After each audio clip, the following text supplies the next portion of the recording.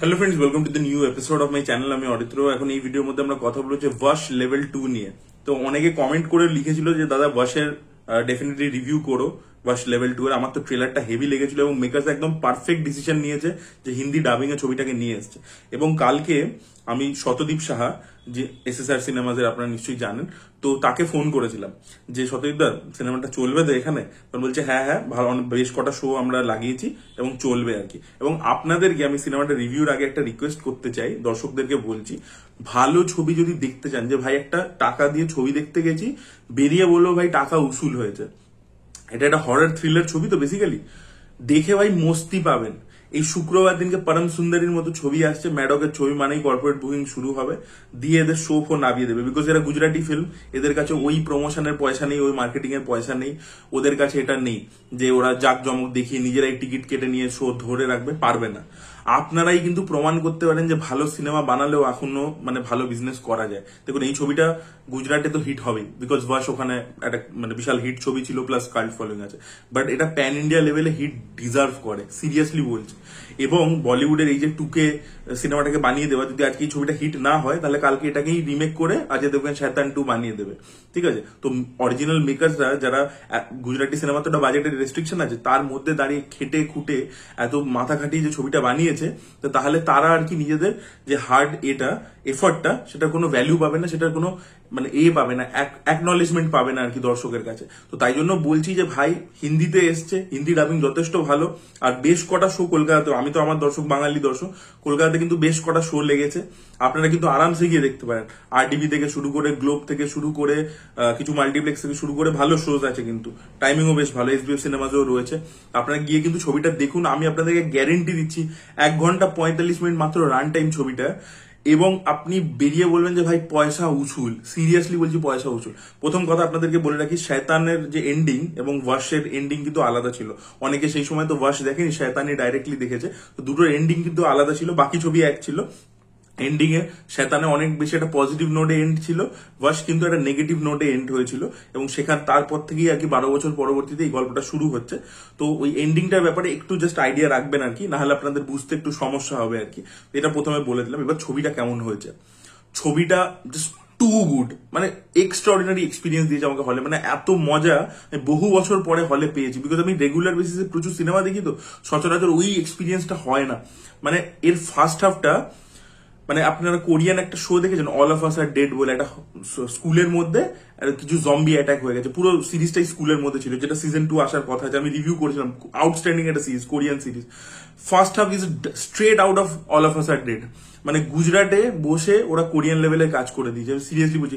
First হাফটা আর খালি একটা জম্বি ফিল্মের মতো ট্রিটমেন্টটা নয়, তার সাথে একটা স্ল্যাশার ফিল্মের যেরকম ট্রিটমেন্ট হয় না, first half is a cocktail of a slasher movie and a zombie film, দুটো মিশম্যাশ করা আছে ফার্স্ট হাফে।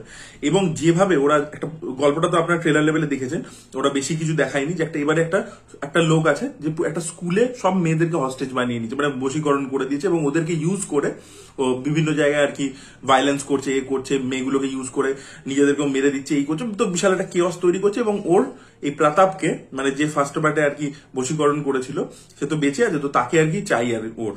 তো এবার এই যে অথর্ভ যে ক্যারেক্টারটা, যে মেয়েটার বাবা, সে কি করবে, আমাদের জানকি বডিওয়ালা যে অরিজিনালটাতেও ছিল তার বাবা, তো সে কি করবে, তার মেয়ে একদিকে রয়েছে, এবার কি করবে সেটা নিয়ে আর কি পুরো গল্পটা।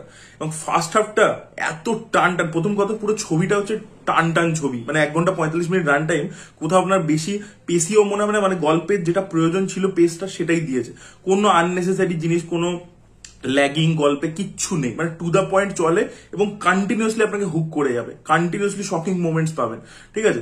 বাজেটের একটা রেস্ট্রিকশন আছে, ঠিক আছে, বাট তা সত্ত্বেও ওরা না কোন রকম এই VFX CG ফিজি এসব যায়নি, পুরোটাই পারফরমেন্সের থ্রু দিয়ে আপনাকে ভয় পাওয়াচ্ছে। যে একটাই শটের মধ্যে পুরো একটা ক্যান্টিন আছে, সেখানে সবাই বসে আছে খাচ্ছে টাচ্ছে, তার মধ্যে ওদের মধ্যে যে চেঞ্জেসটা আসছে, বশীকরণটা খাবারের মধ্যে মিশিয়ে দিয়েছে, সেখানে ওদের মধ্যে যে চেঞ্জেসটা আসছে, প্রত্যেকটা বাচ্চা অ্যাক্টর মেয়েগুলো তারা যেরকম পারফরমেন্স দিয়েছে, তাদের যে ট্রান্সফরমেশনটা দেখবার মতো। এবং একটা হররের সিকোয়েন্সকে যেভাবে আপনাকে পুরো ন্যাচারাল স্টেজিং, হ্যাঁ, এরকম নয় কি রাত্রির বেলা ওই টিপিক্যাল জিনিসপত্র বা ভিএফএক্স ওরিয়েন্টেড জিনিসপত্র দিয়ে ভয় দেখাচ্ছে তা কিন্তু নয়। সাউন্ড ডিজাইন টেরিফিক হয়েছে ছবিটা, সাউন্ড ডিজাইন দারুণ হতেই হবে হরর ছবি, সেটা দারুণ।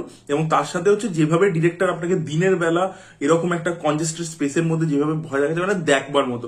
ফার্স্ট হাফটা তো সুপার হয়েছে আর কি, কোনো ইন্টারন্যাশনাল কাজের থেকে কম না। দেখুন একটা প্রবলেম কি আছে, যেহেতু ওদের প্রোডাকশন ভ্যালুতে একটা লিমিটেশন আছে, তাই জন্য আপনি একটা বলিউডের ছবিতে যে জাঁকজমকটা দেখতে পাবেন সেটা দেখতে পাবেন একটা গুজরাটি ছবিতে, সেটা সম্ভব নয় কোনোদিনও। তো সেইটা নেই। সেটা বাদে বাকি সবকিছুর দিক দিয়ে কিন্তু একদম মানে ফার্স্ট হাফের screenplay, edit, BGM, performance peak level. Second হাফেও জিনিসপত্রগুলো ভালোই থাকে, খালি ক্লাইম্যাক্সটা একমাত্র একটু আপনাদের আন্ডারওয়েলমিং লাগবে, যে ভাই এইখানে যে টুইস্টটা হলো এটা একটু প্রেডিক্টেবল হয়ে গেল এবং ওটা খুব মানে সিম্পল হয়ে গেল আর কি।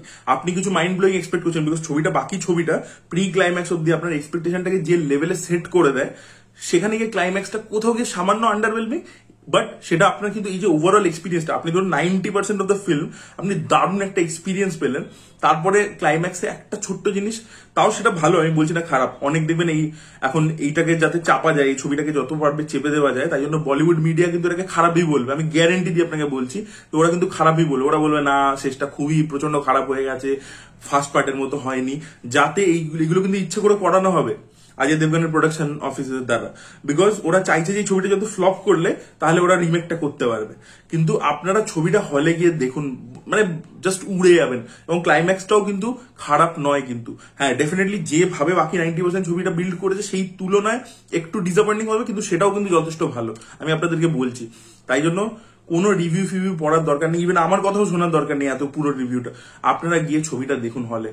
মানে এই ছবিটা ভাই যদি বিজনেস করে, এবং এই যে আজকে মাহফতার নার্সিমা নিজের দমে করেছে, কোনো ছিল না, কোনো প্রমোশন ছিল না, অ্যাকচুয়ালি কিন্তু এই ডিরেক্টর কিন্তু হিন্দির, সাউথ কিন্তু ছবিটা বানায়নি মাহফতার নার্সিমা, তারা কিন্তু পরবর্তীতে হোমবালের কাছে গেছে, তারা ডিস্ট্রিবিউশন, তারা বলেছে আমরা সাউথের ডাব করবো।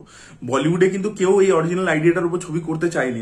মাহফতার নার্সিমা কোনো প্রমোশন ছাড়া এসছে, খালি নিজের কন্টেন্টের জোরে আজকে প্রথম অ্যানিমেশন ফিল্ম যেটা 300 কোটি টাকা ব্যবসা করেছে। ওয়াশ লেভেল 2 কমসে কম 150 থেকে 200 কোটি টাকা ব্যবসা মানে করা উচিত আর কি, কন্টেন্টের দমে। সেটা কিন্তু ছবিটা মানে যেরকম বানিয়েছে, কোনো জায়গায় কিন্তু কোনো ডিসঅনেস্টি নেই, মানে মেকার তাদের কিন্তু কোনো জায়গায় কোনো ডিসঅনেস্টি নেই যে ভাই আমি পার্ট 2 বানিয়েছি, এনক্যাশমেন্ট পার্ট 2 নয় কিন্তু এটাই সব থেকে আমার ভালো লেগেছে। কৃষ্ণাদেব ইয়াগনিক যিনি ফার্স্ট পার্টটাও বানিয়েছিলেন, সেকেন্ড পার্টটাও বানিয়েছেন, তার রাইটিং এবং পুরো এক্সিকিউশন ইত্যাদি দেখলে আপনি বুঝতে পারেন যে ভাই খেটে সত্যিকারের জেনুইনলি ছবিটা এফোর্ট দিয়ে বানিয়েছে। এবং আমি আজকে বেশিরভাগ মানে সিনেমার কি ভালো দিক তার থেকে আমি মেকার্সদের যে এফোর্টটা, কারণ আমি বলছি গুজরাটি ছবি এরকম কিন্তু নয় যে বিশাল সাউথের মতো বিশাল ওদের কাছে বাজেটস রয়েছে, রয়েছে, পুরোটাই রাইটিং এ কন্টেন্টের দমে আর কি জিনিসটা করেছে। আমার দারুণ এক্সপিরিয়েন্স হয়েছে, আমি ভাই সিরিয়াসলি আমি এক্সাইটেডই ছিলাম ছবিটাকে নিয়ে, আমি কালকে ফোনও করেছিলাম, এবং আমি আজকে যখন গিয়ে ছবিটা দেখলাম ভাই আমি উড়ে গেছি, জাস্ট উড়ে গেছি। এবং আমি চাই এই ছবিটা হিট হোক, যাতে শয়তানের মেকার্সরা আরো এফোর্ট দেয় যে ভাই আমাকে যদি পার্ট 2 বানাতে হয় সাকসেসফুল ফিল্মে, আমাকে নিজেকে স্ক্রিপ্ট ক্র্যাক করতে হবে, তাতে আমাকে সময় দিতে হবে, জাস্ট এখান থেকে কপি পেস্ট করে চালিয়ে দেবো সেই জিনিসটা করলে হবে না। এবং আপনারাও ভালো সিনেমাকে সাপোর্ট করুন, সিরিয়াসলি বলছি। কারণ গুজরাটি ছবি আমার সাথে তো কোনো তার লিঙ্কও নেই, কিছুই নেই, আমার কি লাভ হবে? ভালো একটা সিনেমা বিজনেস করলে ফিল্ম লিটারেসি বাড়বে লোকে, আর আপনাদেরও পয়সাটা উসুল হবে, যে আপনি উইকেন্ডে ছবি দেখতে গেলেন আপনার ভাই পয়সা উসুল হবে। এই পরম সুন্দরীর মতো ছবি শুক্রবার থেকে আউটস্ট্যান্ডিং মাস্টারপিস এইসব রিভিউ আসবে বলিউডের জার্নালিস্টদের, আর কর্পোরেট বুকিং এর টিকিট হয়ে যাবে 200 টাকার টিকিট 10 টাকায় দিয়ে দেবে, দিয়ে বলবে যে এ হচ্ছে, এইসব তো হবে শুক্রবার থেকে, আমি জানি ম্যাডোকে। তো সেই জায়গায় বাট আমি চাই যে একটা গুজরাটি ছবি সেটা যদি আজকে প্যান ইন্ডিয়া লেভেলে হিট হয়, তাহলে ওদের ইন্ডাস্ট্রিও ভালো ভালো ছবি বানাবে, ওদের কাছে কত ভালো ভালো গল্প রয়েছে, সেই কারণেই বলা। সো এটাই বলা ছিল, দ্যাট ওয়াজ ইট গাইস। আপনারা যদি দেখেছেন আপনাদের কি এক্সপিরিয়েন্স অবশ্যই কমেন্টে লিখে জানাবেন। Thank you so much, bye by.